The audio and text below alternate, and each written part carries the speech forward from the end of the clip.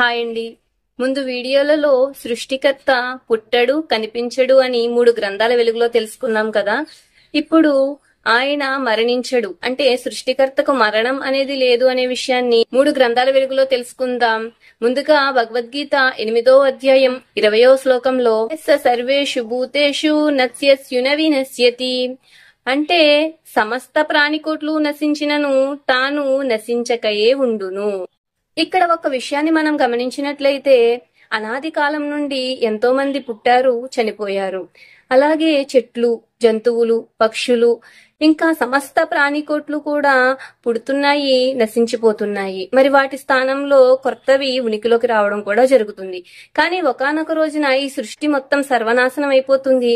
కానీ సృష్టికర్త మాత్రం నశించకయే ఉంటాడు, అంటే జీవించే ఉంటాడు. ఆ సృష్టికర్తకు మరణం లేదు అనే విషయాన్ని భగవద్గీత చాలా స్పష్టంగా తెలియజేస్తుంది. ఇదే విషయాన్ని బైబిల్ గ్రంథం రోమియోలకు రాసిన పత్రిక 1వ అధ్యాయం 23వ వాక్యంలో, వారు అక్షయమగు దేవుని మహిమను క్షయమగు మనుష్యుల యొక్కయు, పక్షుల యొక్కయు, చతుష్పాద జంతువుల యొక్కయు, మృగుల యొక్కయు ప్రతిమా స్వరూపముగా మార్చిరి.